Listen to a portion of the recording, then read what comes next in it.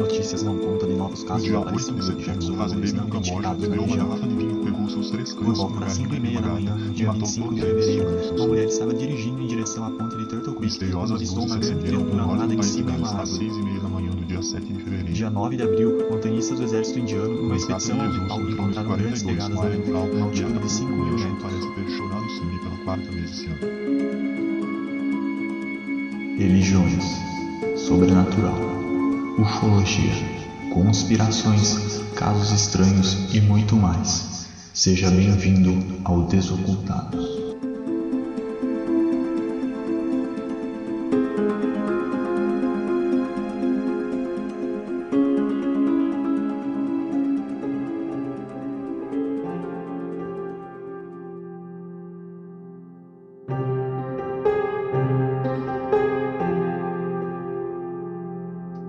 E aí, Desocultados, aqui quem tá falando é o Wellington. E aqui do outro lado, como de costume, o Gustavo. O nosso episódio de hoje vai ser o 4º episódio com relatos sobrenaturais. E eu acho que esse é o mais tenso que a gente vai gravar até o momento. Relatos sobrenaturais é o favorito dos ouvintes e não tão favorito nosso, porque só falta a gente vomitar no meio da gravação, né? Pois é, deixa a gente com uma sensação bem ruim, né? Inclusive, ontem à noite, a gente chocou o colchão aqui na sala e aconteceu uma coisa aqui, que não foi tão sobrenatural, mas deixou a gente com medo e eu vou contar mais no final do episódio. Esse episódio a gente tem alguns relatos que a gente coletou na Deep Web e também temos um relato de um nosso ouvinte. Na verdade, o ouvinte mandou 3 relatos. Então, como é de ouvinte, vamos deixar para o final, que são bem legais. Ficam em destaque aí, então a gente vai deixar para o final. Então vamos pro primeiro relato aí. Desliguem as luzes de vocês aí, coloquem os fones e vamos pro Relatos Sobrenaturais número 4.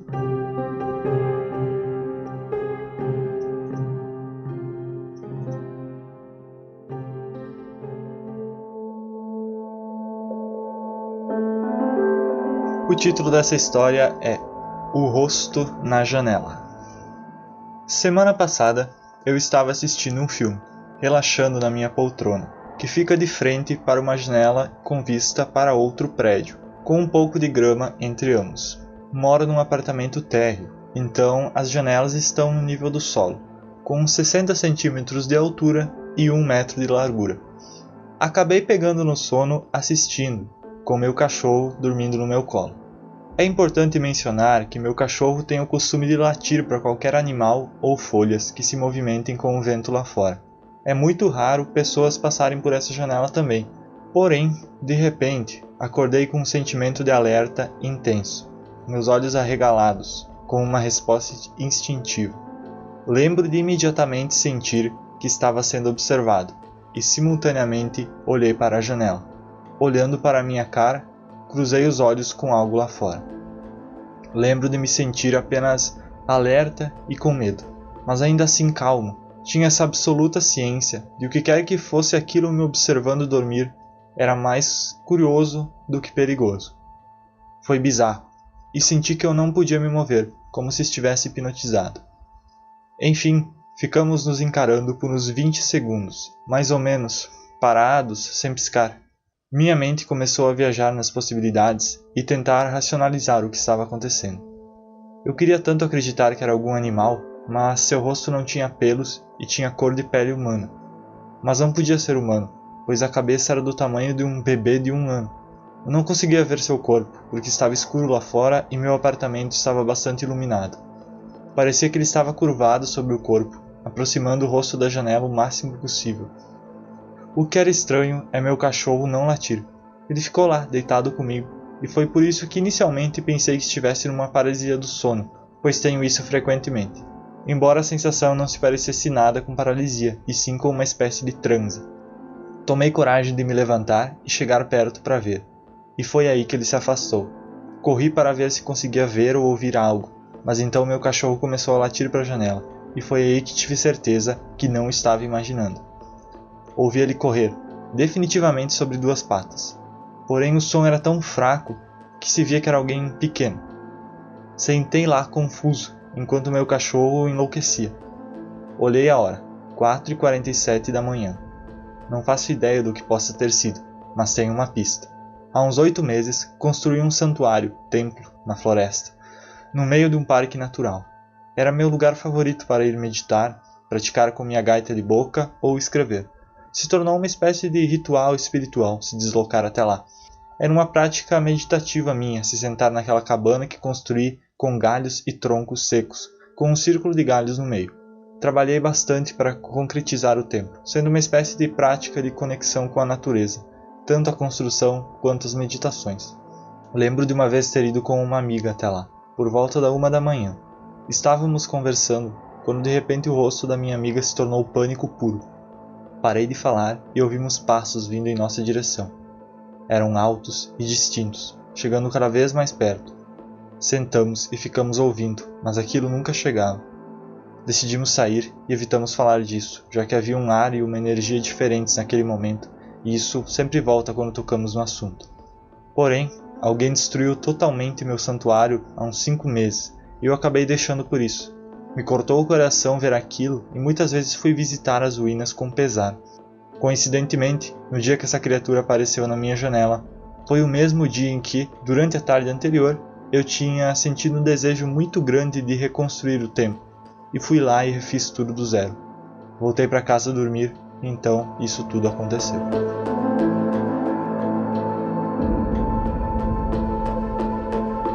Essa história que a gente tem aí, aparentemente é o encontro com um ser da natureza, um elemental talvez.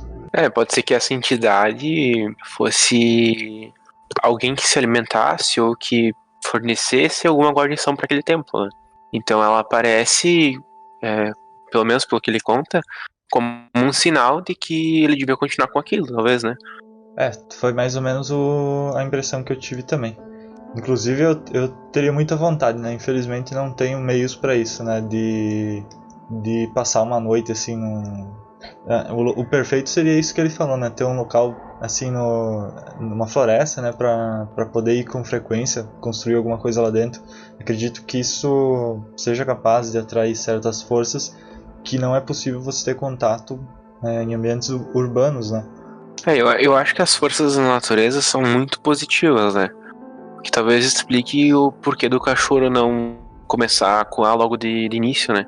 Talvez por estar um pouco mais... sentir que fosse uma coisa positiva. E ele só sentiu-se irritado e acuou quando o guri se mexeu, né? Ele descreveu como um ser pequeno, né? E com uma cabeça de criança. Poderia ser algum tipo de elemental da terra, né? Gnomos. Fadas geralmente são tratadas como femininas, né? Nesse caso, pelo que ele descreveu, parecia ser algo masculino, então eu diria que seria algo mais no sentido de algum gnomo, alguma coisa do tipo que ele poderia ter visto. E como esse tipo de ser, eles não são como nós, né? Eles não têm a mesma mente que nós, então até você falou assim que eles seriam positivos. Na minha opinião, eles seriam neutros, assim, no sentido de que eles não têm um compasso moral igual a nós ou algo do tipo, então geralmente a relação deles com nós é mais de curiosidade mesmo. Eu acredito que os elementais têm uma linha evolutiva diferente de nós, né? Eles compartilham o mesmo mundo que nós, né? Eles também estão encarnados aqui de certa forma, provavelmente no plano astral, né? E eles têm uma missão de existência diferente de nós, né? Então essas interações que acontecem entre nós e eles são bem ocasionais, assim. Eu ia te pedir isso, né? Se eles são seres positivos ou não. E aproveitando aqui, eu sei que tu conhece um pouco mais disso, então, por eles serem neutros, se eu tratar eles com respeito e cautela, eles vão me tratar com respeito também. Eles não são de fazer o mal pra quem não faz o mal pra eles. Então, eu até, curiosamente, assim, eu tô lendo até um livro da Sociedade Teosófica sobre elementais no momento, que foi escrito ali por volta do início do século XX. Agora eu não lembro de cabeça nem o nome do livro e nem o autor, mas depois eu posso dar uma olhada sobre isso e até deixar na descrição. Mas é de um clarividente da Sociedade Teosófica, e ele descreve algumas interações que ele teve com seres elementais ao longo da vida dele, né? Porque ele é clarividente, né? Então ele consegue ter esse contato mais fácil. Clarividente seria sinônimo de médium, né? É que o termo clarividente era mais usado naquela época. E então ele conseguia ter interação com esses seres, né? Então ele ia para vários locais da natureza, assim, né? Ficava um tempo lá e procurava observar esses elementais. E eu não terminei de ler o livro, mas até o ponto que eu li, mais ou menos a metade, todas as interações que ele tem com esses seres, ele não consegue conversar, não consegue fazer nada do tipo. O comportamento deles é muito automático, sabe? É como se eles tivessem a mesma função que um inseto na natureza, sabe? De só ficar fazendo um trabalho repetidamente, todos em conjunto ali, e você não consegue ver que eles têm um livre-arbítrio, alguma coisa do tipo. Eles parecem ter como é que eu posso dizer, um pensamento... Instinto? Tipo um pensamento de manada, sabe? Eles se movem todos juntos, sempre com um objetivo só, eles não se desviam daquilo. É bem interessante. Uhum. Mas então a probabilidade... Se eles são assim mais instintivos, sei lá, ou, como tu disse, de manada, qual que é a possibilidade de um deles aparecer por conta assim, que nem foi o caso desse guri, se fosse um elemental? Pois pode até ser uma questão de, por exemplo, esse tipo que consegue interagir de forma mais independente com seres humanos, ser tipo uma evolução deles, né? Igual nós seres humanos, se a gente fosse observado por seres alienígenas, né? Colocando assim uma analogia. Provavelmente muitos deles iam ter a impressão de que nós também se movemos como manada, né? Indo pro trabalho todo dia, fazendo a mesma rotina todo dia.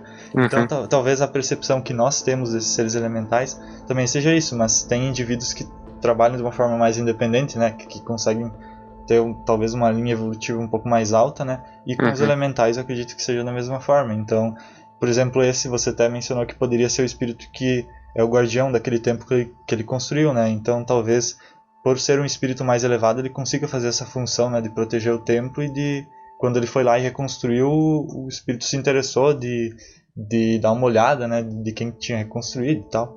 Sei lá, hipóteses, né? Tudo teórico.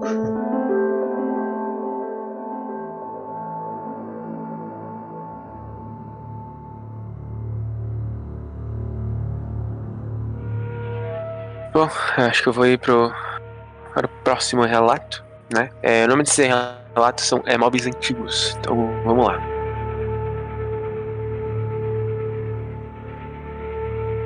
Em 2010, eu comecei a trabalhar com a restauração de imóveis antigos, até que isso se tornou meu emprego, de fato. 5 anos após já estar nesse ramo de trabalho, o ano era 2015, e houve um dia que eu fiz meu marido dirigir por volta de 1h30 para pegar 2 balcões que tinha encontrado num grupo de compra e venda do Facebook. Comprei eles por um preço muito baixo do que deveria ser cobrado. Geralmente, eu pego um projeto e finalizo, ele de 24 a 72 horas depois, dependendo de quanto cuidado a peça precisa ter.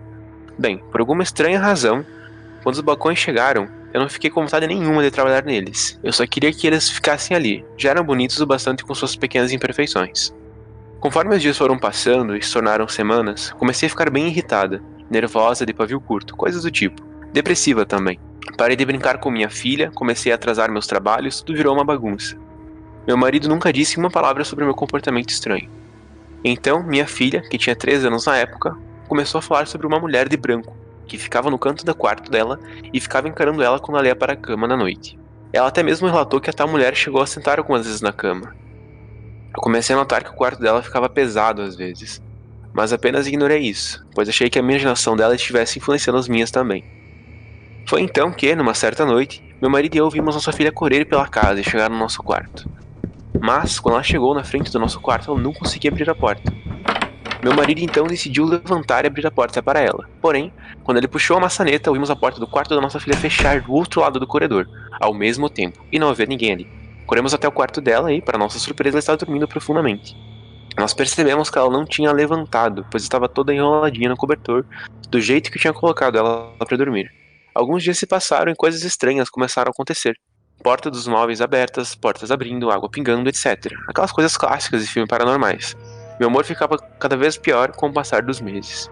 Numa certa noite, eu sozinho em casa, já que meus pais estavam com minha filha na casa deles e meu marido estava num grupo de estudos na faculdade, tive que me levantar para ir ao banheiro. Andei até o banheiro e tentei ligar a luz, ela não ligava. Imaginei que a lâmpada tivesse queimado e fui até a sala pegar uma nova. Porém, assim que saí do banheiro, uma espécie de força me atingiu e eu simplesmente desmaiei. Não sei quanto tempo fiquei apagada, mas, quando acordei, minha garganta estava dolorida e machucada. Todas as luzes, ventilador, eletrodomésticos, torneira, tudo ligado, inclusive a TV com estática. As portas dos móveis todas abertas. Fiquei tão assustada que comecei a chorar. No dia seguinte, decidimos que nós livraríamos aqueles balcões. Depois disso, nada mais aconteceu e minha filha parou de falar sobre a mulher de branco. Embora ela ainda se lembre até hoje. Nunca mais quero passar por isso de novo, então parei de trabalhar com móveis antigos.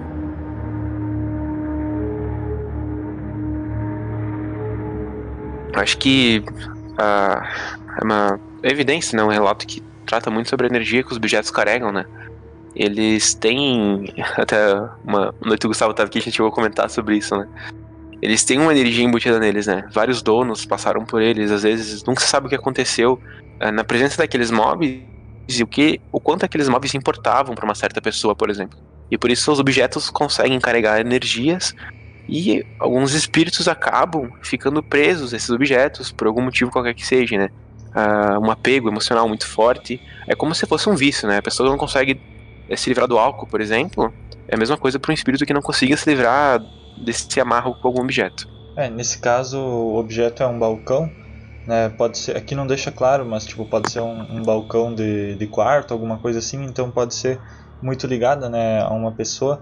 E é até bizarro, né, como que uma pessoa ficaria tão ligada com um balcão, né, a ponto de não conseguir se libertar disso após o desencarne, né. Mas a gente fala muito sobre isso nos episódios sobre o espiritismo, né, que de fato algumas pessoas, quando morrem, elas se apegam, tem alguma coisa que elas não conseguiram superar aqui do mundo material, que elas se apegaram muito, e então depois que elas estiverem no plano astral, elas vão continuar ligadas a isso até que consigam atingir uma maturidade espiritual um pouco maior e conseguir passar devidamente para o outro plano, né? E enquanto elas não conseguirem fazer isso, provavelmente quem tiver com esses objetos, especialmente no caso dessa moça da história, que ela queria modificar o objeto, né? Ela ia restaurar, ela restaurava móveis antigos, né? Então ela iria transformar o objeto em outra coisa, né? Ela ia dar uma polida nele e ia transformar num móvel novo, e talvez a antiga dona, né, apegada ao móvel do jeito que era, não gostou muito da ideia e começou a fazer esse tipo de fenômeno para tentar fazer ela se livrar dos móveis, né, e poder preservar intacto aquele objeto que ela tinha tanto carinho, né, por algum motivo. O que faz a gente pensar que os móveis sem ligação é esse fato de ter colocado os móveis e esses eventos terem começado. Mas eles evoluem de uma maneira um pouco diferente, né? Tipo, não é uma coisa que acontece subitamente. Os móveis chegam e já começa a acontecer tudo.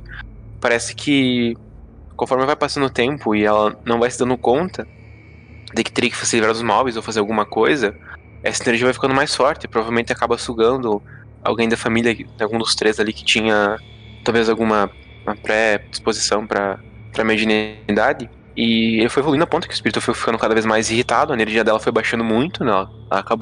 Esse espírito acabou conseguindo consumir mais energia dela, o que conseguiu fazer com que as atividades paranormais que acontecessem na casa fossem muito mais físicas mesmo, né? E que para chegar nesse ponto, acho que, pelo menos pelo que eu acredito, tem que ter uma energia, alguém tem que estar cedendo energia pro espírito, né? Pelo menos de acordo com o espiritismo. O espírito não vai conseguir influenciar as coisas sem utilizar do nosso perispírito para isso. Então ali tem que a energia dela baixou a tal ponto que os fenômenos que antes eram apenas visuais se tornaram físicos, né? Acho que pode ter sido isso. Não sei, se alguém tiver alguma opinião diferente, manda aí pra nós no Insta ou qualquer, até mesmo pelo e-mail, que a gente vai ver também e falar no próximo episódio. Acredito até que é questão de preocupação, né? Conforme a preocupação com o fenômeno vai aumentando, né? O desencarnado, o espírito desencarnado, ele consegue mais energia para manifestar as coisas, né? E até a gente vê que o estopim do negócio foi justamente quando ela estava sozinha, né? Que provavelmente ela estava com mais medo, né? E aí aconteceu tudo de uma forma bem mais intensa, né? Inclusive a próxima história, ela também é sobre um objeto que carrega algumas energias estranhas.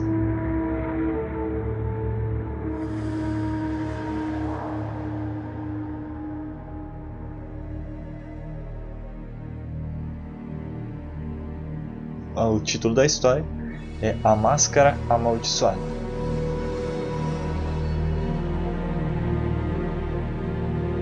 Antes de eu explicar o que aconteceu comigo, quero dizer que entendo se ninguém acreditar nisso, pois a história é bem incomum e parece bem difícil de ser verdade. Porém, quero dizer também que isso aconteceu com um grupo de pessoas e não só comigo, e todos concordaram na descrição da experiência.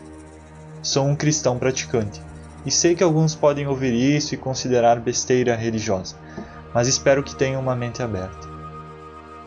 Alguns anos atrás, após completar meu ensino médio, fui numa viagem missionária a Guatemala. Nós íamos construir casas para a tribo local, que literalmente vivia em cabanas de barro no meio da selva. Ficamos lá somente uma semana.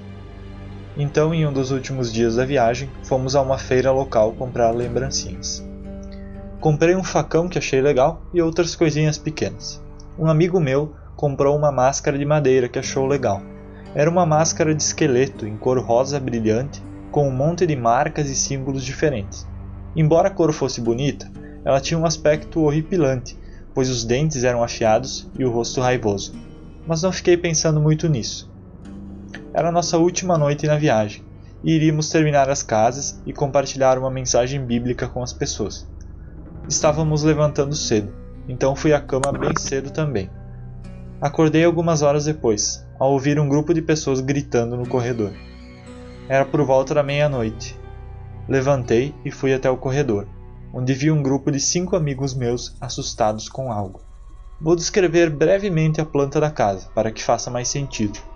Os quartos dos meninos eram no andar de cima, conectado a uma área comum com sofás, e abaixo era o quarto das garotas, conectados à cozinha e à sala de jantar. Então entrei na área comum e pedi o que aconteceu.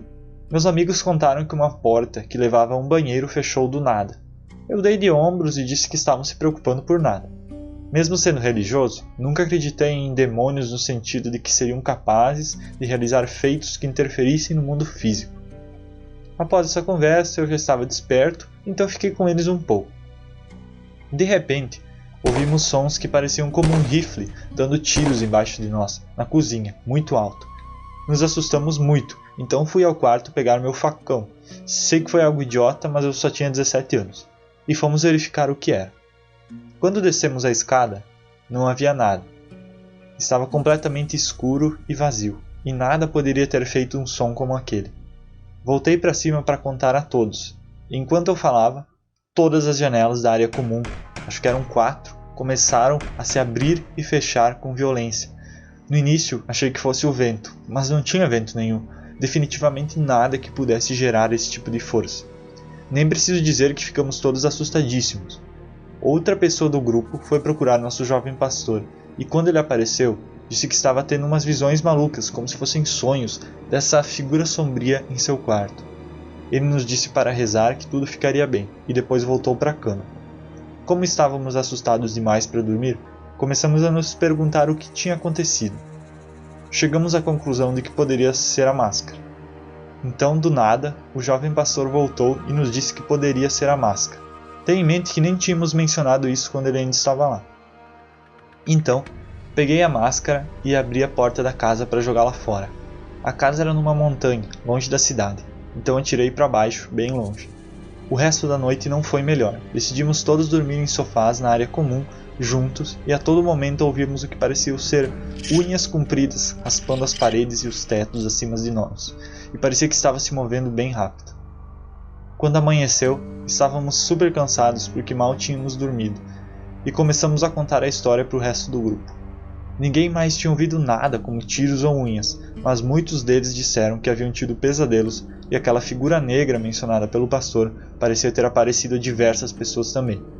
Nosso tradutor da viagem ouviu nossa conversa e veio nos dizer para imediatamente localizarmos a máscara, pois precisávamos queimá-la. Ele contou que elas eram usadas em rituais tribais e adoração ao demônio, e um demônio poderia ter ficado preso à máscara. Todos levantamos e começamos a procurar a máscara freneticamente, e um de nós encontrou a máscara queimando. O caseiro aparentemente viu a máscara cedo de manhã e já sabia o que fazer com ela. Nunca mais tivemos experiências estranhas como aquela, mas todos nós começamos a olhar para o mundo espiritual de forma diferente após aquela noite.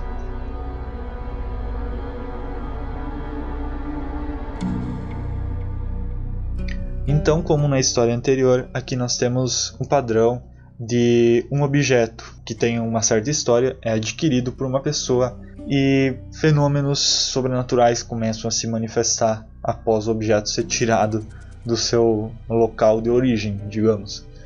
E nesse caso foi com diversas pessoas, dezenas de pessoas ali que presenciaram os fenômenos, apesar de diferentes grupos terem presenciado de forma diferente, né? Então eu acho que acontece diferente para diferentes pessoas, né? Cada uma tem um... Talvez não seja nem só por questão de mediunidade, mas talvez a pessoa tenha algum bloqueio, ou talvez a maneira que você interprete o fato, né? Tipo, pode ser que todo mundo tenha ouvido essas galhas, essas coisas, mas algumas pessoas preferiram negar isso do que acreditar que fosse real, né? Nesse caso, comum. até eles citam, né, a questão de ser demônios, né? Claro que no caso deles, né, eles eram todos cristãos, né? Inclusive estavam em missão missionária, né, que eles falam, acho que é esse o termo, em outros países, né? Então, claro que eles foram influenciados pelas próprias crenças, né? Eu nem acredito na existência desse tipo de ser da forma que os cristãos definem, né, no caso. Mas são espíritos, né? nesse caso também não acredito que, por exemplo, o espírito possa ter ficado preso à máscara através de um ritual. Bom, também não sei, é difícil afirmar alguma coisa, né, nesse sentido, né? Mas às vezes foram somente as impressões, né, dependendo do tipo de ritual que era utilizado para essa máscara. Por exemplo, se era um ritual que tinha energias muito pesadas, aquelas impressões podem ter ficado gravadas no objeto, e quando ele entrou em contato com outras pessoas ali que estavam com uma energia totalmente diferente, né, porque eles eram cristãos, então era totalmente diferente do tipo de ritual que ela era empregada, houve esse conflito energético e esse tipo de fenômeno começou a se manifestar, né? E aí, claro, pode ser tanto por questão de impressões que ficaram no objeto, como por espíritos terem sido atraídos, né, e começarem a enlouquecer ali no plano astral e a manifestar esse tipo de coisa. Eu não sei até que ponto seria possível prender qualquer entidade que fosse num objeto. Porque ela fala que a máscara tinha símbolos diferentes, né? Então talvez esses símbolos não fossem uma maneira de prender o espírito, mas talvez eles fossem uma maneira de invocar ele, né? Exatamente. É possível. É exatamente o que eu ia falar, porque, por exemplo, você tem selos, né, de espíritos planetários, né? Para pegar um exemplo, você grava o selo que ele pertence a um espírito específico, né? E você, através do selo, você evoca ou invoca, né, o espírito, né? Mas não que você prenda ele dentro do selo, né? Ele tá ali para a hora que você quiser manifestar o espírito, você faz um pequeno ritual ali e vai convocar ele, mas ele não vai ficar permanentemente acoplado ao objeto, né? Tanto que, por exemplo, no caso do móvel da história anterior, você tem o próprio desejo da pessoa de se apegar ao objeto. E aqui no caso é um pouco diferente, porque aparentemente teria sido vinculado, né, por um ser humano, o espírito ao objeto, né? Então não existe o desejo do espírito de ficar atado àquilo, até porque ele não ganha muito com isso, né? A máscara vai ficar lá parada, o que ele vai ganhar com isso, né? Então é um caso diferente. E também parece que as máscaras eram novas, né? Tipo, ele comprou numa feira e eu sei que existem algumas pessoas que fazem essas máscaras, um serviço mais artesanal até, e talvez fosse o caso, né? E como eles estavam aplicando uma energia ali, né, um local de oração e tal, tinha uma energia sendo aplicada às coisas que estavam ali de qualquer forma, né? Mesmo que a gente não perceba, a gente acaba transferindo a nossa energia para certas coisas. E talvez quando ela transferiu energia para essa máscara, quando tocou na máscara, ou quando eles fizeram uma oração, qualquer coisa do gênero, por ter esses símbolos, ele pode ter conectado a oração aos símbolos e evocado uma criatura. Só que por algum motivo uma criatura ruim, né? Outra hipótese, né, é porque, por exemplo, eles eram cristãos e estavam indo nesse local, de certa forma, doutrinar pessoas que estavam adaptadas a costumes locais, né, a costumes tradicionais. E aquela máscara era uma representação desses costumes tradicionais. Quando algum espírito, alguma coisa que era mais ligado à máscara, aquela energia dos espíritos, dos deuses que eram cultuados por essas pessoas, de alguma forma pode ter se sentido ameaçado por eles terem chegado com uma doutrina nova que ia tentar mudar o pensamento do pessoal ali, e eles se manifestaram dessa forma numa espécie de protesto, né, para tentar tirar eles dali.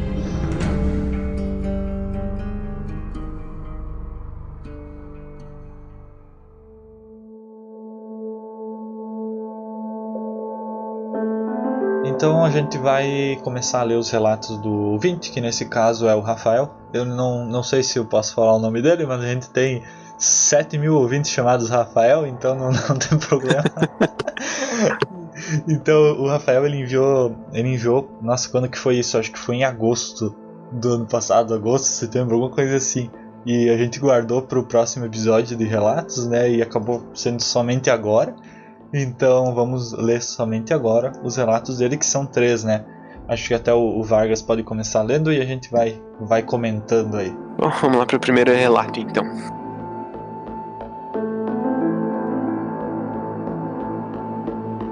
Eu morava em Olinda, Pernambuco, município onde nasci e cresci.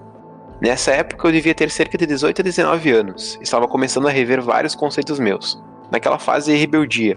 Lia bastante e começava a me descobrir musicalmente, sempre atrás de bandas novas, etc. Eu costumo dizer que nessa época eu beirava o ateísmo. Desacreditava tudo que tivesse natureza religiosa, a meu ver para se contrapor à criação religiosa que eu tive por parte da minha mãe, até hoje uma evangélica fervorosa. E tinha quase certeza que não existia nada além dessa vida.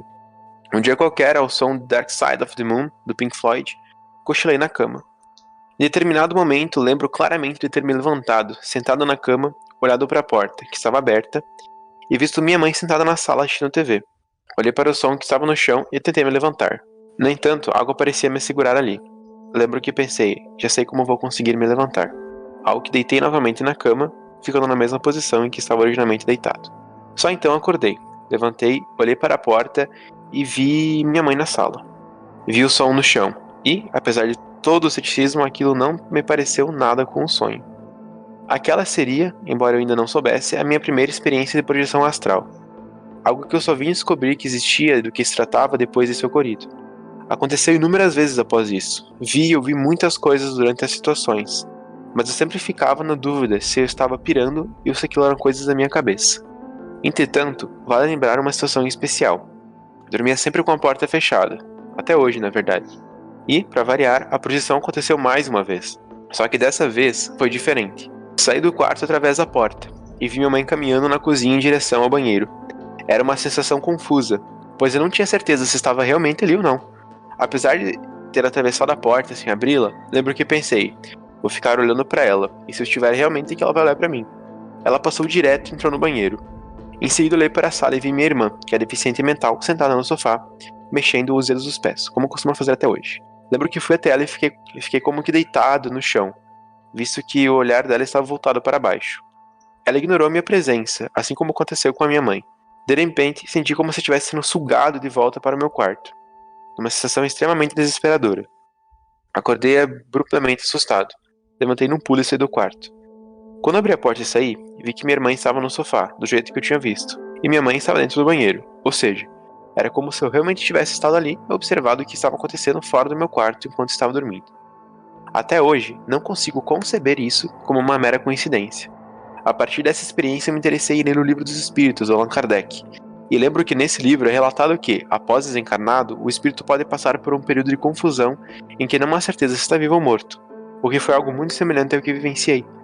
Após ficar mais velho, com essas experiências cessaram.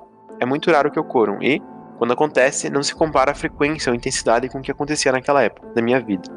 Embora eu não seja espírita, na verdade hoje me identifico como agnóstico, foram essas experiências que me fazem hoje a considerar que a consciência pode sobreviver sim, sem corpo, ou então que, pelo menos, se a consciência é fruto do nosso cérebro de reações neuroquímicas, ela não se restringe ao nosso corpo.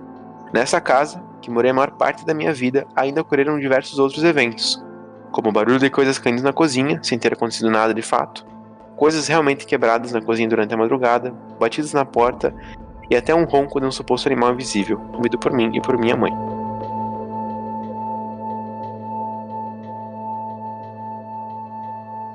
Cara, essa parte no final que ele fala, foram essas experiências que me fazem hoje considerar que a consciência pode sobreviver sem um corpo, ou então que, pelo menos se a consciência é fruto do nosso cérebro e de reações neuroquímicas, ela não se restringe ao nosso corpo.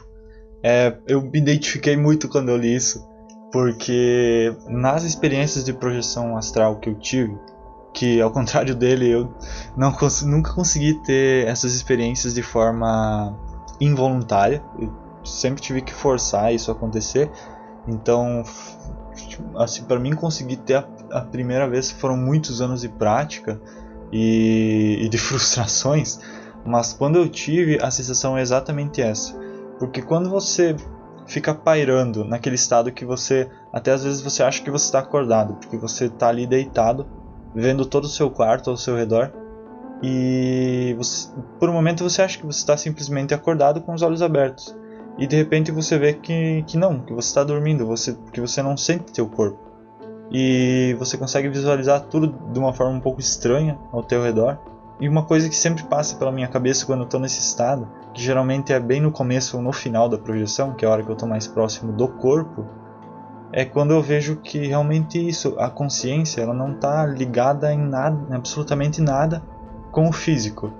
É simplesmente um meio de transporte temporário mesmo.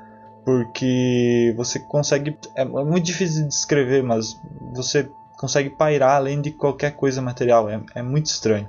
E essa frase dele é basicamente o que eu senti nas primeiras vezes e que eu sinto até hoje quando eu consigo fazer a projeção.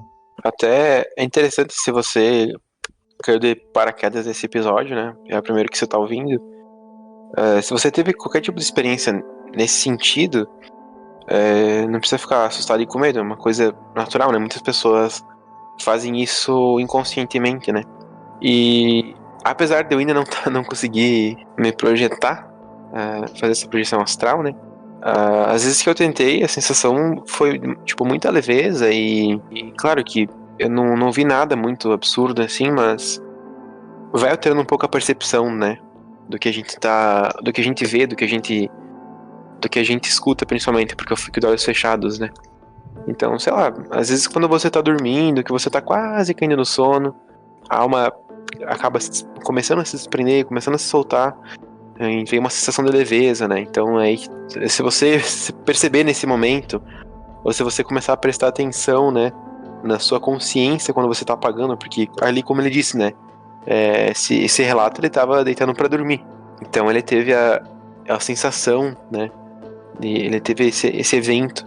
Talvez fosse até uma maneira de qualquer energia que fosse, ou bom engano dele, fizer com que ele não virasse completamente ateu, né? Talvez o universo tem outros planos para ele. Isso fez com que ele tivesse experiência para conseguir entender que o mundo extrafísico existe, né? E como ele disse, se for a consciência, não se limita só ao corpo, né? Mesmo que não seja algo relacionado a um deus ou sei lá o quê, é uma coisa real, né? O mundo extrafísico. Não precisa nem necessariamente ser algo espiritual, né? Claro, eu particularmente acredito que seja, né? Mas acho que dentro do que ele viveu é totalmente aceitável ele acreditar que pelo menos, né, exista algo além, né, do físico, porque é muito difícil negar, né? Porque no meu caso eu nunca cheguei a ter essa interação que ele teve com o mundo físico enquanto projetado, né? Que ele, no caso, ele vê a mãe dele, a irmã dele, e quando ele acorda, ele vai lá e constata que de fato elas estavam fazendo as coisas que ele viu. No meu caso, se eu passasse por algo assim, acho que todas as dúvidas que eu tenho iriam por terra, porque como que você não vai acreditar, né, no que aconteceu, de que tudo isso é simplesmente uma coincidência, ainda mais quando acontece mais de uma vez, né? É importante entender que o evento, tipo, não foi assim, ele viu a mãe dele entrar no banheiro, viu a irmã no sofá e depois foi dormir. Ele tava no quarto fechado e ele viu a mãe dele depois ele saiu do quarto. E as pessoas estavam na mesma situação que ele viu na projeção. Pelo menos pra mim, na minha opinião, esse tipo de evento, assim como tu falou, né, Gustavo, são eventos que comprovariam as dúvidas, né? Sim. Dariam certezas, né? Tirariam essas dúvidas que eu tenho. São eventos pessoais, né? Eles acabam, você não tem como comprovar e nem provar para outras pessoas, né, que ocorreu, mas eles tiram as suas dúvidas particulares, né? Pelo menos. E até para você que tem curiosidade de fazer a projeção, tem inúmeras técnicas na internet que você pode encontrar em livros, etc. Eu acredito que para quem tem facilidade de fazer, vai fazer a qualquer hora, né? Mas para quem não tem essa predisposição, o uso das técnicas acaba sendo mais interessante, né? Uma coisa que para mim é tiro certo é você ir dormir normalmente e colocar um despertador tipo 3, 4 horas da manhã, por questão de fases de sono mesmo, né? Você acorda 3, 4 horas da manhã, você vai estar no meio do seu sono, e aí você só dá uma despertada, dá algumas respiradas e volta a dormir. E nessa sua volta para dormir, você se concentra para sair do corpo, e vai ser muito mais fácil do que se você tentar fazer isso na hora que você está deitando para dormir ali pelas 10, 11, meia-noite, sei lá o horário que você vai dormir, que é o seu primeiro sono, né? Uma coisa que funciona muito para mim também são os sonos de meio-dia, né? As chamadas cestas, né? Que você também você burla o ciclo de sono, né? Então esse tipo de mecanismo acaba facilitando a saída do corpo.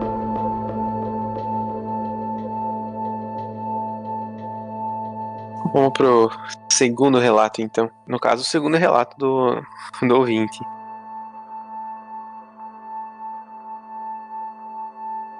O ano era 2007. Eu tinha entre 20 e 21 anos. Não lembro da época e ano que aconteceu. Eu fiz amizade com um cara chamado Samuel. Nossa amizade foi curta e basicamente se restringiu àquele ano. Andávamos juntos, frequentávamos a casa um do outro, bebíamos junto, etc. Pelo que me lembro, os pais dele moravam em outro município de Pernambuco, Cabo de Santo Agostinho, e tinham essa casa em Olinda, onde morava ele e mais um casal de irmãos, sendo ele o mais novo dos 3. Essa casa era tipo um duplex, uma casa embaixo e outra em cima. A casa de baixo estava desocupada, e eles moravam da de cima. Não entendia o porquê disso, até o dia do ocorrido, que relato aqui. Passei a tarde na casa do Samuel junto com ele e a irmã. Por volta das 18 horas, decidimos ir procurar outros amigos nossos. Não lembro bem o motivo. Acredito que por conta do calor, decidi que ficaria sentado na escada esperando ele tomar um banho e se arrumar para sair. Já estava escuro, e até então tudo tranquilo. Do nada, e muito de repente, senti uma sensação muito forte de estar sendo observado. Não consigo explicar como funciona isso, mas lembro que a sensação era tão forte que eu sabia até de onde vinha, a janela da casa de baixo. Olhei instintivamente para lá e vi, claramente, dentro da casa, um homem de pele escura e olhos bem arregalados na minha direção. Lembro que ele parecia emitir uns gemidos baixos, enquanto apoiava as mãos na janela e olhava fixamente para mim, com um olhar que transmitia muita agonia. Só de estar relatando e lembrando disso, fico todo arrepiado. Olhei para aquilo sem acreditar, enquanto um arrepio e uma sensação terrível tomou conta de mim de uma forma inacreditável. Virei o rosto para o outro lado, baixei a cabeça, e enquanto isso meus olhos começaram a lacrimejar, embora não estivesse chorando.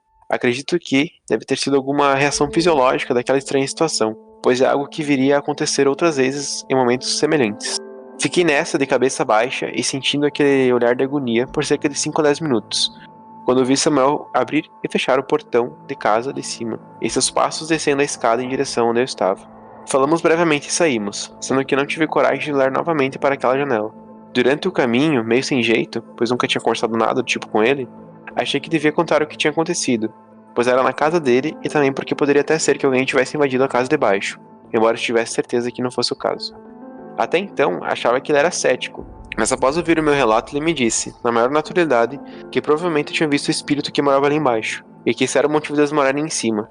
Contou que, embora nunca tivesse visto nada, por diversas vezes ele e os irmãos ouviam o barulho de coisas pesadas sendo arrastadas, como móveis. Ouviam vozes, coisas caindo no chão, e que às vezes eles chegavam a ouvir pancadas, como se alguém estivesse batendo com o cabo de uma vassoura ou algo do tipo no teto da casa de baixo, que seria o chão da casa de cima. Reforço, no entanto, que a casa de baixo estava vazia e sem móveis. Ainda voltei lá algumas vezes, mas nunca cheguei a ver nem ouvir mais nada. Depois de alguns meses, acabei perdendo contato com ele, então não sei o que houve, se houve mais eventos após isso.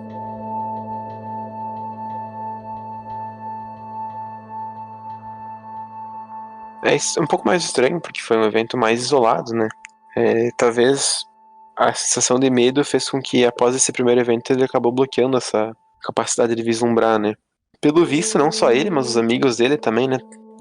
Qualquer um dos 3 tinha algum tipo de capacidade mediúnica, né? Porque eu não sei se isso é verdade. Eu me embaso quando eu falo isso nas crenças que eu tenho no espiritismo. Mas tem que ter alguém ali com capacidade de mediunidade, com uma capacidade mesmo que escondida, mesmo que não descoberta, para que esse espírito consiga fazer esse tipo de evento. E nesse caso, aparentemente ele tem essa mediunidade mais de visão, né? Ele conseguiu ver, e essas outras pessoas têm uma mediunidade mais de ouvir, né? Porque existem diferentes graus, né? Então, sei lá, acho que é um evento comum, né? É um pouco mais comum isso acontecer, né? Você vê um espírito, uma entidade, do que os outros eventos que a gente já citou nesse episódio. De novo a gente tem aquela questão do espírito ficar atado, né? Alguma coisa material. Nesse caso, provavelmente era a casa onde ele morava, né?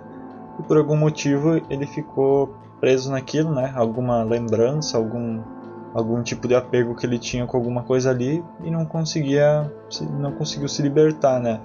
É até estranho, né? Porque ele aparentemente morava de forma pacífica lá embaixo. Inclusive o pessoal ali, os amigos dele ali, a família ali que ele conhecia não se importava com isso, né? Conseguiam conviver normalmente com o espírito. Até bizarro, né? Você imaginar uma situação dessas, deles deixarem a casa lá, o andar de baixo, né? Vago, sem ninguém incomodar, só para o espírito poder ficar em paz, né? Talvez fosse... a gente não sabe mais nada sobre essa casa, né? Nem sobre esse amigo dele. Como ele mesmo disse, ele teve pouco contato. Pode até ser que fosse alguém da família, né? Talvez eles tenham se criado naquela casa, ou sei lá. Morreu alguém da família, alguma coisa assim, e esse espírito ficou ali.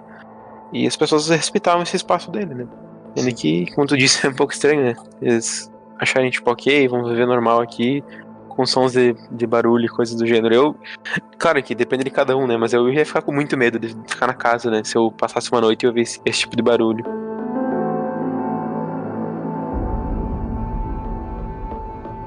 Vamos então pro último relato do Rafael. E esse terceiro relato, na verdade, foi uma série de pequenos eventos, né, segundo ele, que ocorreram entre abril e agosto de 2014. E por fim, o último e principal, em setembro de 2014.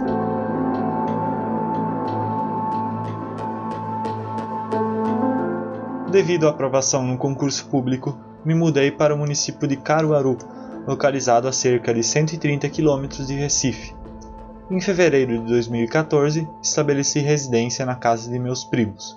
Uma prima 14 anos mais velha que eu e seus 2 filhos, um 7 anos e o outro 10 anos mais novo que eu, que moravam na cidade desde 2002. O combinado era que eu ficaria lá até que encontrasse um lugar para mim. Em abril do mesmo ano, já com uma certa estabilidade financeira e em processo de adaptação à nova cidade, consegui uma casa para alugar no mesmo bairro, chamado Indianópolis, a cerca de 300 metros da casa dos meus primos. Optei por permanecer no mesmo bairro, pois apesar de ser um pouco distante da instituição em que trabalho, me sentia mais à vontade e seguro por estar perto de familiares. Essa casa, apesar de ter a fachada com um visual relativamente moderno, tinha um interior semelhante a tantas outras casas do bairro, inclusive a dos meus primos, indicando que era uma casa antiga, com pelo menos uns 50 anos, seguindo o padrão das casas construídas e vendidas pela prefeitura décadas antes. Confesso que, apesar de ter um bom espaço e ser bem localizada, eu não me sentia à vontade naquele lugar desde a primeira vez que pisei ali. Apesar de receber constantemente a visita de meus primos, que muitas vezes dormiam por lá, eu decidi adotar um animal de estimação ainda no primeiro mês de residência lá, Abril, um gato que amenizava um pouco a solidão de se morar sozinho. Como geralmente éramos só nós dois na casa, o meu gato sempre ficava nos mesmos ambientes em que eu estava, me seguindo para onde eu fosse. Certa noite, cerca de 2 semanas após ter pego esse gato para criar, estava estudando no quarto. Na época eu estava no primeiro ano de doutorado. Mais ou menos 1h da manhã me bateu a sede e fui à cozinha beber água. O meu gato, como de costume, me seguiu até lá. Entretanto, eu percebi que ele parou na entrada da cozinha e não continuou a me seguir. De início, eu não prestei atenção nesse fato e fui até o bebedouro beber água. Só que, ao dar conta de que meu gato não estava ao meu lado, procurei ao redor, e qual não foi minha surpresa ao ver que ele estava na entrada da cozinha todo armado, como se estivesse vendo alguma ameaça, olhando fixamente para um certo canto da cozinha, próximo à porta que dava na área externa, na parte de trás da casa. Fui para perto dele e o chamei pelo nome, mas ele olhava para mim com os olhos arregalados e voltava a olhar para o mesmo lugar, quase como se estivesse querendo me avisar de algo que ele estava vendo. Me bateu aquele arrepio e eu imediatamente peguei ele e voltei para o quarto, fechando e trancando a porta. Só então meu gato se acalmou.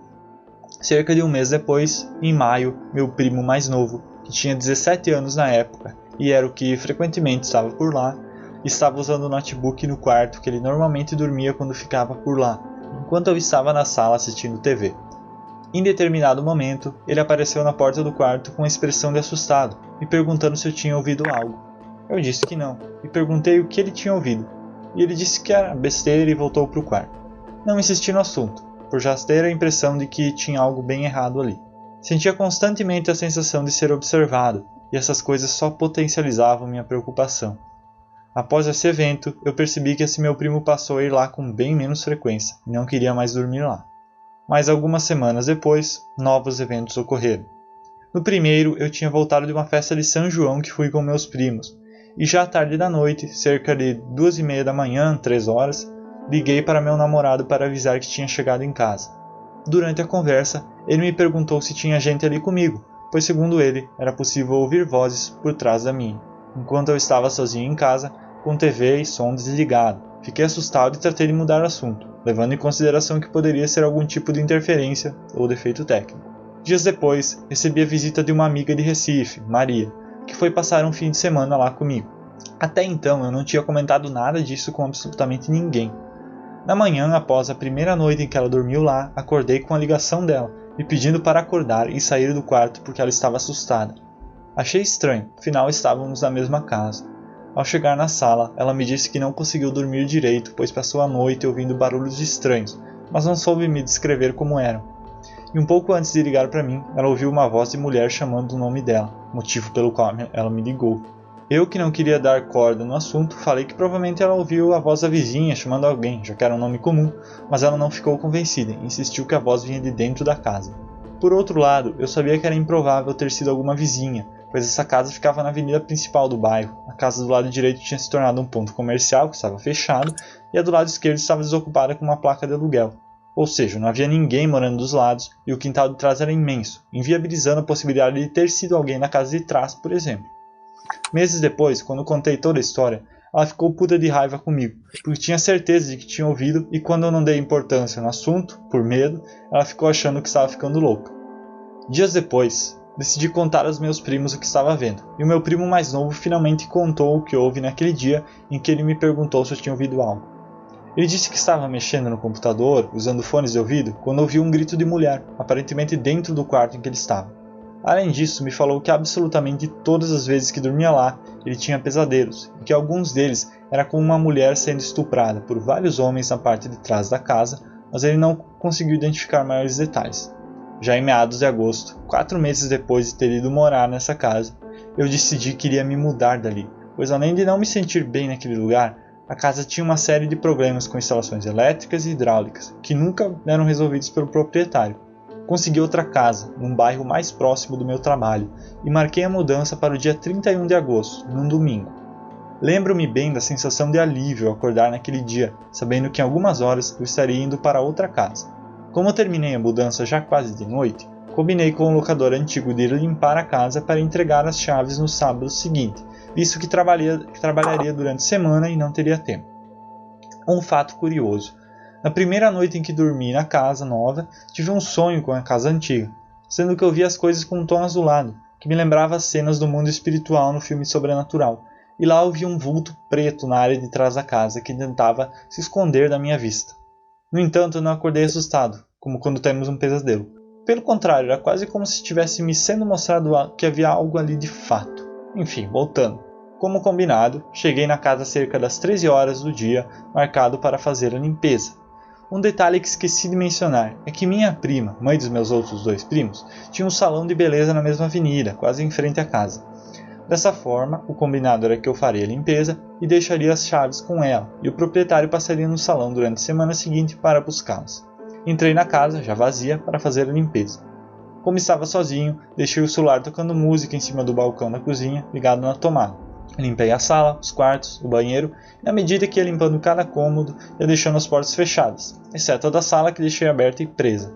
Como havia um desnível na cerâmica, quando a porta estava totalmente aberta, ela raspava no chão e ficava bem fixa, de modo que o vento não a fechava.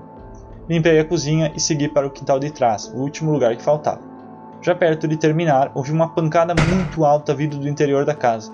Imaginei que fosse o vento batendo alguma das portas, mas logo lembrei que tinha deixado todas fechadas, exceto a da frente na sala. Ignorei e continuei fazendo a limpeza, quando vi uma nova pancada. Lembro-me bem de ter pensado na hora, essa casa é tão esquisita que mesmo vazia faz barulho, e segui no que estava fazendo. Alguns poucos segundos após pensar isso, as pancadas aumentaram sucessivamente, e de repente era como se estivessem quebrando a casa toda, derrubando objetos no chão, que não existiam pois a casa estava vazia, batendo portas, paredes, enfim, um barulho incrivelmente alto e assustador, que vinha diretamente de dentro da casa. Lembro que parei de varrer e fiquei atônito no quintal de trás, olhando para a porta da cozinha, ouvindo aqueles barulhos e pensando que teria que passar por lá para sair da casa. Pensei em ligar para alguém, mas lembrei que o celular estava na cozinha, então comecei a ouvir umas pancadas ritmadas, que vinham claramente de dentro da cozinha e pareciam como se alguém estivesse batendo em algo de madeira com um punho fechado. Fiquei apenas parado, olhando para a porta, até que todos os sons, que duraram cerca de 15 segundos ininterruptos, pararam abruptamente. Respirei fundo e fui até a parte da lavanderia, que ficava na mesma área e era o último lugar que faltava varrer, e comecei a fazer o que devia, tentando fingir que nada tinha ocorrido. Logo em seguida, lembro bem do arrepio que começou a subir pelo meu corpo todo, dos olhos lacrimejando e da nítida sensação de estar sendo observado. Da mesma forma que no relato anterior, não era apenas a sensação da presença, mas era como se eu soubesse exatamente onde a pessoa estava, na porta da cozinha, parado, olhando para mim. A sensação era tão forte que tive certeza que veria algo, mas não foi o caso. Eu não via com meus olhos, mas sabia que aquilo estava ali. Imediatamente parei tudo o que estava fazendo, peguei todas as coisas e me dirigi à porta, com meu corpo totalmente arrepiado. Peguei o celular, os sacos de lixo, saí, fechei a porta da frente, fui até a rua e vi minha prima do outro lado da rua, em frente ao salão. Tentando disfarçar meu desespero, chamei por ela, que atravessou a avenida e veio até mim. Perguntei se ela tinha visto alguém entrar na casa. Ela disse que não e me perguntou o que houve. Contei o que tinha acontecido e ela perguntou se eu tinha terminado. Eu disse que não, que ainda faltava limpar a área da frente. Então ela me disse para rezar um Pai Nosso, com base nas crenças dela, terminar o que faltava e sair dali. Ela voltou para o salão, eu deixei o portão, que era feito todo de madeira pesada, aberto, escorado com 2 tijolos, e comecei a varrer rapidamente a área da frente, para sair logo dali. Do nada, como se tivesse soprado um vento muito forte, embora eu não lembre de ter havido vento, os tijolos foram arrastados junto com o portão, que bateu com toda a força. Imediatamente larguei a vassoura e corri para o portão. Abri, botei os tijolos novamente, corri até a vassoura e os sacos de lixo, peguei tudo e saí o mais rápido possível, deixando a limpeza incompleta e com a área ainda cheia de folhas secas. Tranquei o portão, botei os sacos de lixo na calçada e segui para o salão da minha prima. Estava todo suado, suor frio de puro pavor. Contei aos que estavam ali o que tinha ocorrido. Deixei as chaves com ela e jurei nunca mais pisar ali. Hoje a casa virou um bar. Não sei se os novos inquilinos experimentaram algo do tipo, mas sinceramente prefiro nem saber.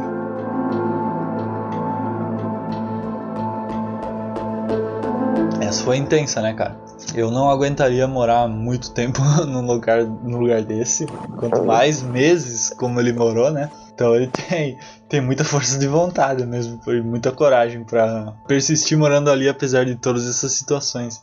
Sei lá, claro que vai muito de pessoa pra pessoa, né? Com qualquer evento acontecendo, é estranho. Tipo, tu não tem como tu chegar no imobiliário e falar assim, pô, a casa tá assombrada, tô saindo, né? Talvez tivesse um contrato, alguma coisa assim, né? E que fez com que ele se motivasse a ficar ali. Mas a gente falou, a partir do momento que começasse a presenciar eventos na casa que eu moro, tipo, não ia durar uma noite, sabe? Na semana seguinte eu já ia buscar outro lugar pra ficar. Uma coisa interessante pra prevenir isso é na hora de fazer visita na casa tentar sentir alguma coisa, né? Normalmente os espíritos vão se revelar, claro, depois que tiver tu vai presenciar mais coisas. Só que se tu vai com antecedência e sente a energia da casa, talvez tu consiga prevenir que isso aconteça contigo. É que provavelmente, eu não conheço a cidade ali que ele citou, mas provavelmente é uma cidade, como ali no Nordeste tem bastante cidades que são muito históricas, né? Então, claro, elas têm uma história assim de pessoas, né? Mais pessoas passaram por lá, né, do que, por exemplo, aqui no Sul, né? Então, sim. Talvez seja mais difícil achar casas novas, né? Então, essas casas mais antigas acabam ficando mais em conta, né? Então às vezes acaba sendo por falta de opção que a pessoa vai morar num lugar desses e aí se depara com toda essa situação, né? Porque por ter mais história, mais coisas podem ter acontecido nessas casas, né? E aí, ou tanto espíritos como até ali a questão do primo dele que contou que viu lá a cena de uma mulher sendo estuprada, né?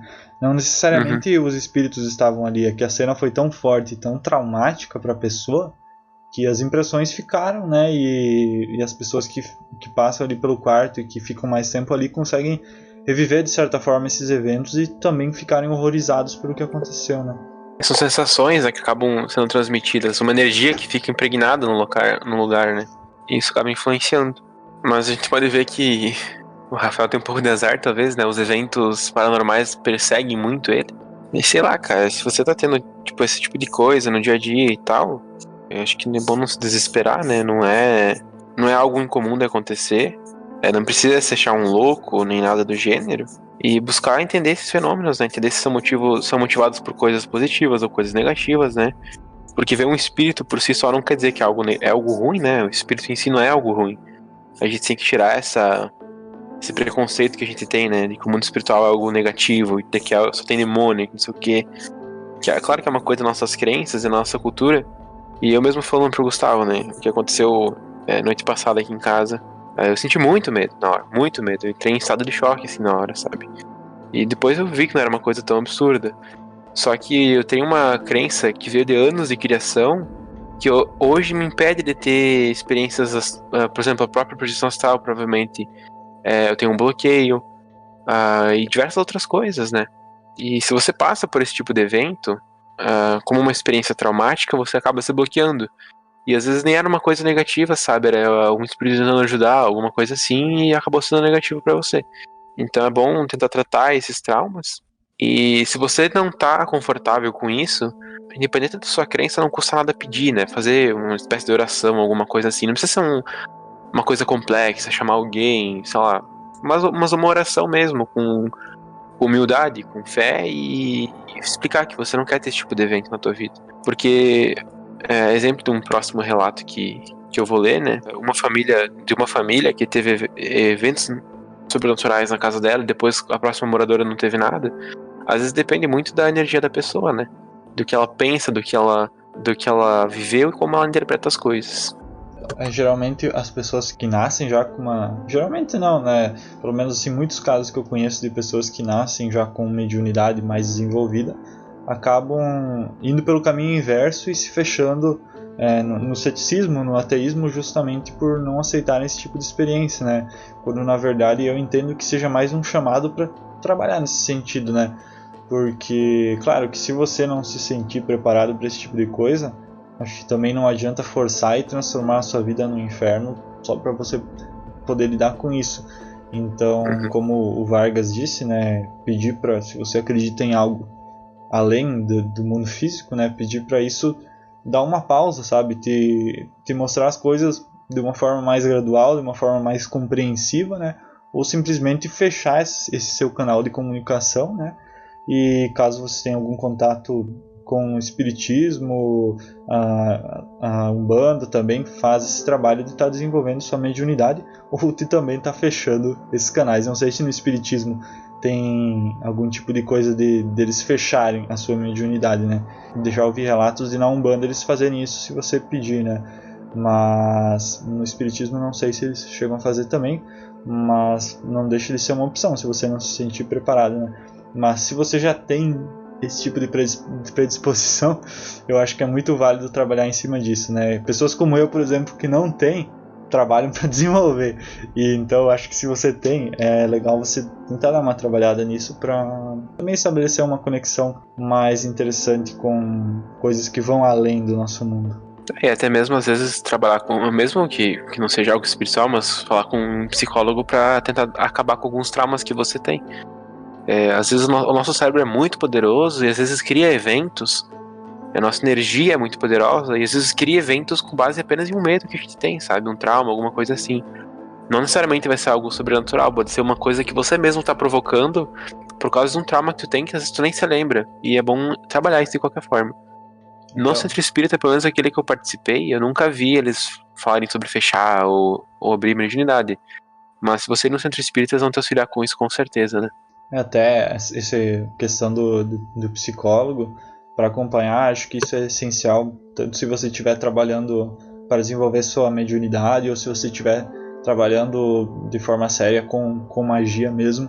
Se você tiver a oportunidade de ter um acompanhamento terapêutico durante o processo, principalmente no início, é muito importante para ajudar você a lidar com todas as coisas que vão surgindo, né? Todos os sentimentos que é difícil lidar sozinho. Então, se você tiver a oportunidade de ter essa ajuda à disposição, vá atrás disso.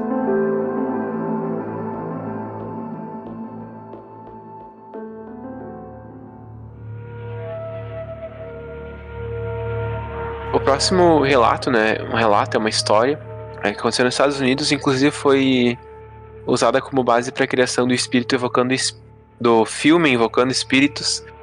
Eu não assisti esse filme, eu só peguei a história na internet, né? E vou trazer aqui para vocês. O nome da história é A Maldição da Família Snedeker. E vou contar aí para vocês então.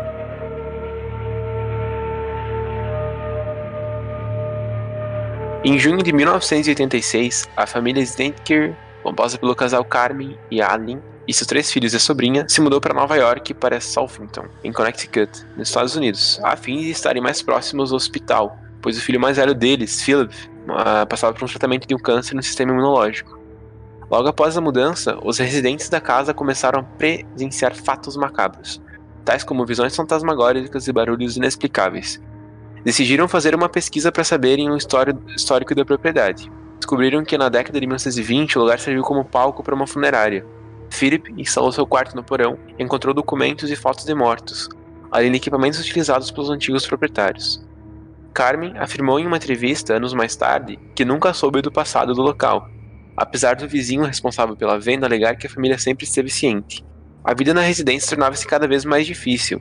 A mãe se lembra de uma situação assustadora na qual a água que ela usava para limpar a cozinha se transformou em sangue. Um vermelho profundo, isso fez a pele arrepiar, conta ela. Ainda de acordo com o Snedeker, era possível sentir um cheiro constante de carne podre pelos cômodos.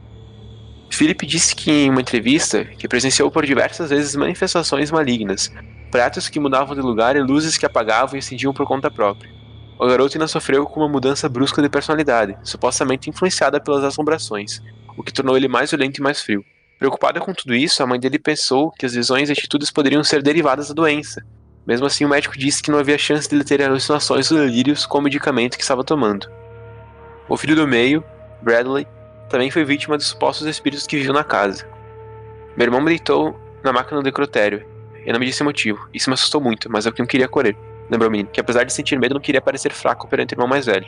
Após um episódio no qual Carmen afirmou ter sido enforcada pela cortina do banheiro enquanto tomava banho, tendo sido salva pela sobrinha, a família decidiu convocar os investigadores de fantasma Ed e Lorraine Warren.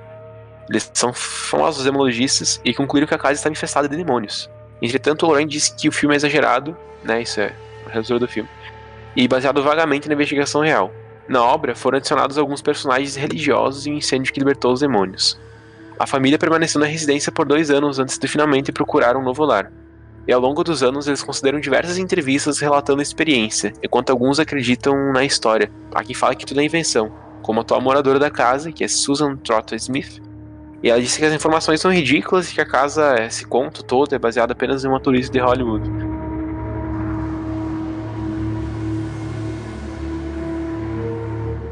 Existem diversos filmes de terror que trazem coisas reais para o filme. É interessante nesses casos de filmes baseados em fatos reais a gente procurar um relato na internet, alguma coisa assim.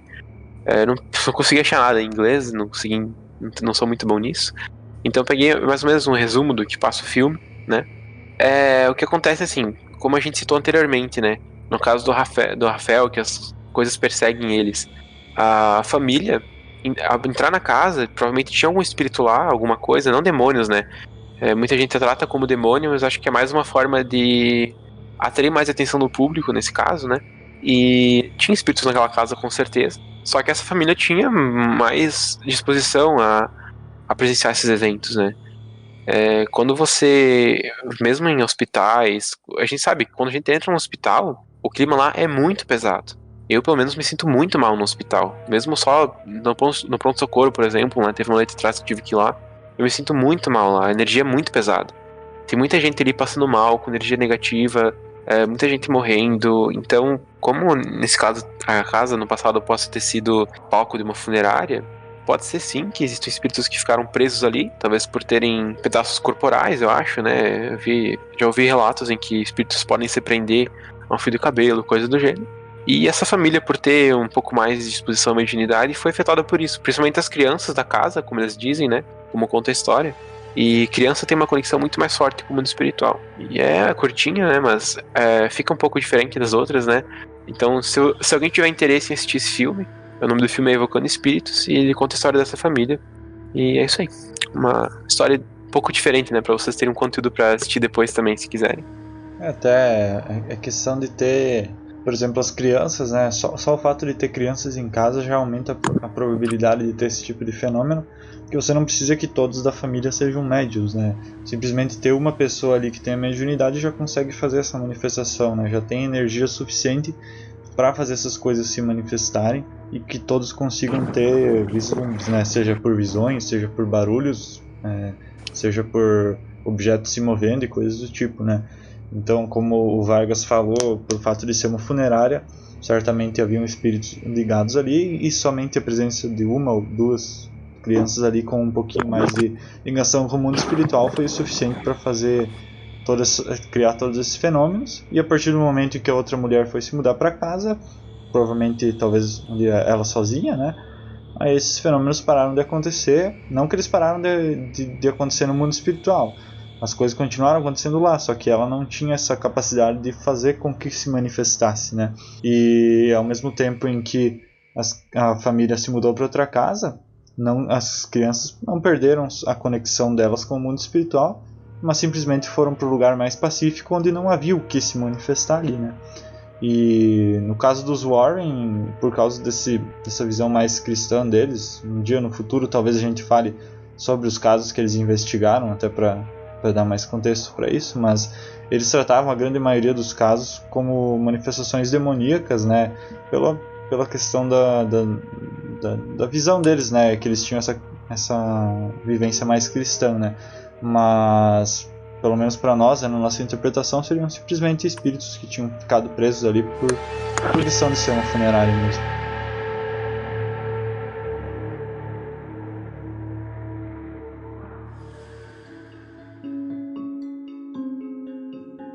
Agora falando um pouco mais sobre isso que aconteceu aqui na minha cidade, né? Uma amiga da minha namorada presenciou uma coisa no mínimo curiosa, e ela contou que uma determinada noite ela voltava pra casa junto com um amigo, e ela mora num bairro um pouco mais afastado da cidade, pelo que eu sei.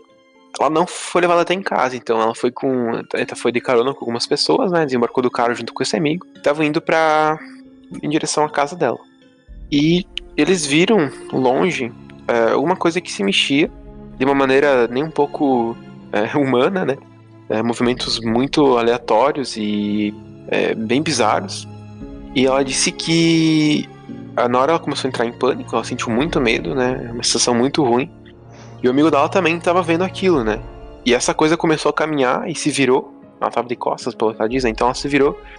E quando ela virou, ela não tinha nenhum rosto, nenhuma expressão, nada, né? Era uma forma vazia, algo vazio. E ela ficou com muito medo e acabou tendo que chamar alguém para ir ajudar ela a ir pra casa. Esse evento aconteceu com outras pessoas de novo aqui na minha cidade, de terem visto um espírito algo semelhante em outro local da cidade. A mesma coisa, né? Um espírito que se mexia de uma forma bem bizarra e bem aleatória.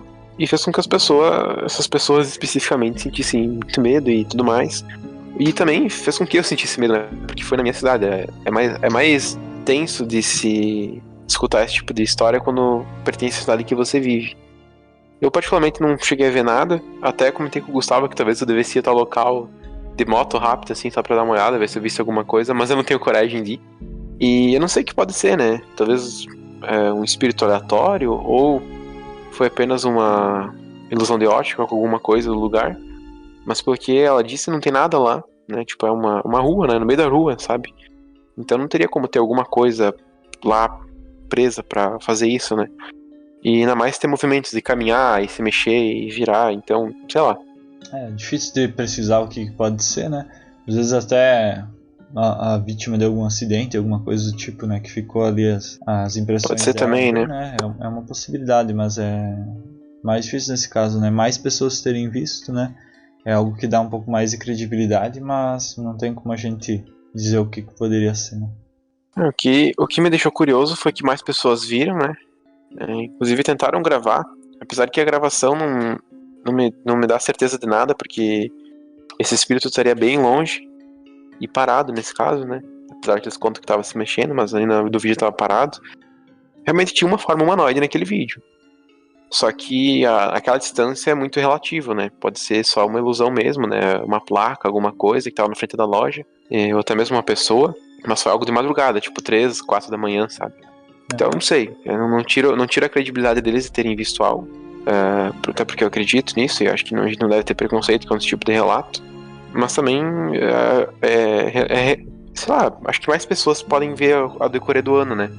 Talvez fosse um evento isolado, talvez esse espírito nem esteja mais lá, tava só passando, talvez alguém foi lá e viu e uma pessoa que trabalha com isso já deu destinação pra ele, mas é incomum de acontecer aqui na cidade e eu fiquei bem com bastante medo, né, quando eu vi isso, né, mas já uma coisa que passa depois de um tempo.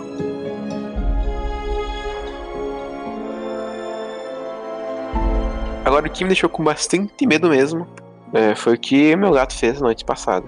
Estou gravando isso uma noite depois do evento. E tá bem desconfortável gravar um episódio sobre isso, porque tô bem desregulado ainda, emocionalmente falando. Foi mais uma noite. Não foi uma noite comum, né? A gente decidiu que ia dormir na sala pra fazer uma coisa diferente, né? Ficar mais divertido. Então a gente pegou o colchão, veio pra sala, começou a assistir, a gente comeu e tal. E até tava tudo normal, né? A gente tava dando risada, nem um pouco de clima negativo. A gente tava bastante feliz e empolgado com os planos que a gente tem. Então, daí tava tudo certo. Trancamos o gato no quarto, porque não queria nenhum gato pisando em cima da gente durante a noite. Então, antes de dormir, a gente colocou o gato no quarto, né? Com a comida e a água dela lá, ela tem uma caminha lá também. E deitou pra dormir. Eu acordei mais ou menos umas 4 da manhã, 4h30, não lembro que hora que era, com a gata miando no quarto, tentando sair do quarto. Ela sempre faz isso, né? Ela pula na fechadura, faz bastante barulho isso. Mas eu nem me estressei com isso, sabe? Geralmente eu fico bastante estressado quando os bichos incomodam, assim, né? Porque apesar de eu ter o gato e tal, eu gostar bastante dele, na hora eu sempre acabo me estressando um pouco, né? E eu nem me estressei, sabe? Tipo, eu levantei assim, pensei, só quer sair, né? Vou deixar sair e tal, deixa que se diverte um pouco fora do quarto, já é quase de manhã, então não tem problema, já dormi um pouco. Aí eu tomei um copo d'água, fui no banheiro, fechei todas as janelas da casa, com exceção a do meu quarto, que tava com a porta fechada, e a da área de serviço. Eram 2 janelas que estavam abertas. E o gato ficou solto aqui na sala e na cozinha, e no corredor que tem, e a gente ficou fechado nesse ambiente. Tinha um pouco de iluminação, né? Meu PC tava ligado, e os LEDs do PC faziam com que tivesse bastante iluminação. Então eu conseguia ver a casa e tudo mais. Uma meia hora depois que eu fiz isso, levantei e tal, a minha namorada levantou, porque o gato continuou miando, mesmo depois que a gente abriu a porta e soltou ele continuou miando. É uma gata, no caso, né? Aquela que, inclusive, tem foto dela no Insta, lá, dos ocultados. Ela levantou, deu comida e água pro gato, né? Geralmente até tem comida, mas o gato é um bicho estranho, né? Tem comida lá, mas ele quer comida nova, então tá bom, né? Ela foi lá, deu comida pro gato, também tomou água, foi no banheiro. Quando ela voltou, eu pedi pra ela desligar as luzes do PC, tava um pouco incômodo, né? E meu monitor ficou piscando aquela luzinha indicativa de energia, mas eu pensei, deixa quieto, né? Nem vou levantar mais. Ela deitou ali, tava um pouco mal, né? Um pouco de dor no estômago. E a gente conversou um pouco e ficamos quietinho, tentando dormir. E o gato tava solto pela casa. Eu não sei quanto tempo depois que aconteceu isso, né? Do nada, o gato começou a gritar desesperado na cozinha. Vocês já ouviram briga de gato? Um negócio parecido, né? Quando o gato se encontra, que ele começa a dar aqueles miados estranhos. E parecia que tinha alguma coisa atacando ela. Então, na hora que eu tava sonolento, assim, tipo, pra quase dormir, sabe? E quando eu levantei, eu comecei a gritar. Mas sabe aquele grito de desespero? Eu tava em estado de choque, né? Porque eu não sabia o que tava acontecendo, eu não conseguia assimilar que era o gato. Então eu comecei a gritar, minha namorada começou a gritar também, aquele grito abafado que sai da garganta, né? Não sai das cordas vocais, é uma coisa que vem direto do... É só o ar saindo e de uma forma bem bruta. E eu levantei ligeiro pra ver o que tava acontecendo. E eu não vi nada. E aí eu tava em estado de choque e muito desnorteado quando eu levantei, gritando ainda, coração muito acelerado. E eu só vi o gato vindo pro meu lado. Quando eu vi o gato, eu pensei, tá, ok. Foi o gato, né? Aí eu comecei a gritar com o gato, desesperado, pro gato não fazer mais aquilo, não sei o que. E consegui ligar a luz. A gente ficou em estado de choque na hora, porque, se eu tivesse acordado e o gato fizesse isso, pro nada, né? Ele fez isso pra janela, né? Aqui do apartamento. Se ele tivesse feito isso nessa hora, a gente olhar e ficar tipo, o que esse gato tá fazendo, né? Que idiota. Mas tava de noite, tava tudo escuro, né? A luz do meu PC já não existia mais, então a gente tava na completa escuridão aqui na sala. A gente se sentiu bem desprotegido, né? Tipo, a gente tava no ambiente que tava acontecendo aquilo, sabe? Aqui a sala e a cozinha não tem uma parede que divide com uma porta. Então, era o mesmo ambiente que eu tava acontecendo aquilo. Eu pensei, meu Deus, vou morrer, vai acontecer alguma coisa. Ou o gato tá morrendo, tem algum bicho atacando ele, sei lá o que ele viu. E passou alguns minutos, a gente se recuperou um pouco, ligou a luz. Minha namorada foi pra lá e a gata subiu perto da janela e se oriçou de novo. E começou a querer gritar, né? Aí ela espantou o gato e quando olhou pra fora não viu nada. Daí, assim, hipóteses, né? Pode ser que se fosse algum espírito, alguma coisa. Minha namorada já aconteceu algumas coisas aqui em casa com ela, né? Dela ver a porta abrindo sozinha. Também aconteceu uma vez dela ver algo, né? Meio que um rosto, não sei o que ela chegou a ver. Foram talvez eventos isolados até. Mas, mesmo assim, eu não sei o que aconteceu pro gato ficar daquele jeito. Foi a primeira vez, eu nunca tinha feito isso, sabe? Eu acho que se tivesse vindo outro gato, talvez ela não fosse ficar tão desesperada. Até esses dias atrás ela fugiu e ela voltou pra casa com outro gato preto, né? Eu penso que talvez possa ser esse gato preto que veio procurar ela, né? Naquela época que ela fugiu, ela tava no cio. Ela voltou com esse macho aqui pra dentro de casa, né? Então, quando ela viu esses gatos dentro de casa, ou o gato preto fugiu, e talvez fosse ele que tava aqui voltando pra tentar ver ela, né? Alguma coisa do gênero. Não duvido que seja, e acho que provavelmente foi isso. Mas, justamente por estar com a janela fechada, a minha gata não conseguiu sentir o cheiro e entender que era outro gato, né? Entender que era outro... Ou entender que era o gato que ela conhecia. E acabou ficando braba, né? Então, resumindo a história, depois de tudo isso, eu tô até agora com bastante medo, bastante traumatizado com a experiência, minha namorada também. A gente não conseguiu mais dormir, a gente ligou as luzes, fechamos, ela foi buscar água pra mim, que eu fiquei bem mais desesperado que ela na hora, né? Até agora eu tô um pouco mais calma, mas mesmo assim. Daí ela levantou, fechou todas as janelas, trancou todas as janelas, inclusive agora também estamos com todas as janelas trancadas, pra sentir um pouco mais seguro, né? As luzes estão ligadas também. E sei lá, foi bem tenso o que aconteceu. Acho que foi, assim, um dos piores sustos da minha vida, em questão de noite, assim. Eu tive medo até uns 12, 13 anos no escuro, né? Eu via coisas. Eu tinha muito medo de ficar sozinho e no escuro. E esse medo foi passando aos poucos, né? Quando eu comecei a entender que não ia acontecer nada comigo, que eu vi que não acontecia nada. Só que nessa noite em específico, nessa última madrugada, foi, acho que, assim, o dos piores dias da minha vida, em questão de susto, né? A sensação de que a gente vai morrer e de que vai acontecer alguma coisa muito terrível. E isso trava em vários sentidos, sabe? Depois que aconteceu o evento, a gente ficou ali no sofá, na cama, no colchão ali no chão, tentando conversar e relaxar um pouco. Eu me senti preso, sabe? Tipo, eu não queria mais gravar o podcast, eu não queria mais realizar meus planos e sonhos que eu tenho, eu queria só ficar num lugar seguro, que não acontecesse nada. Eu tinha medo de sair de casa, o dia foi um pouco tenso também, a gente ainda tá tenso. Então, sei lá, acho que mesmo quando a gente tá, que nem eu disse durante o episódio, né? Mesmo que a gente tenha esse discernimento, eu entendo que os espíritos não são negativos. Eu não vou ser atacado e morto por um espírito. Não vai acontecer isso comigo. Eu tenho essa confiança, eu confio nas coisas que me protegem. Eu sei que eu tô buscando por energias positivas, que eu tô buscando uma conexão com o espiritual, uma coisa positiva. Mas mesmo assim, na hora, o nosso subconsciente, acho que principalmente por causa da criação, eu fui criado em evangelho por uns 10 anos da minha vida. E pra mim é demônio ou Deus. Não existe outra coisa além disso, né? Subconscientemente falando, pra mim trocar essa cultura vai ser muito mais demorado do que só algumas coisas que conscientemente eu saberia evitar. Tipo, se eu estiver dormindo e ver um espírito, eu vou entrar em desespero. Mas se eu tivesse acordado e visse, eu ia tentar entender e tentar ver o que tá acontecendo. Se eu identificasse que era uma coisa negativa, eu ia fazer uma proteção, alguma coisa assim pra evitar aquilo, dar direcionamento pra aquele espírito. E se eu visse que fosse uma coisa positiva, eu ia tentar me comunicar. Mas subconscientemente eu ainda tenho muito medo.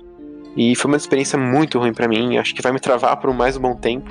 Talvez eu tenha que mudar um pouco a minha estratégia de entender o mundo espiritual. Acho que por um tempo eu vou ter que deixar meio de lado isso pra tentar esquecer, ou tentar pelo menos me restabelecer emocionalmente.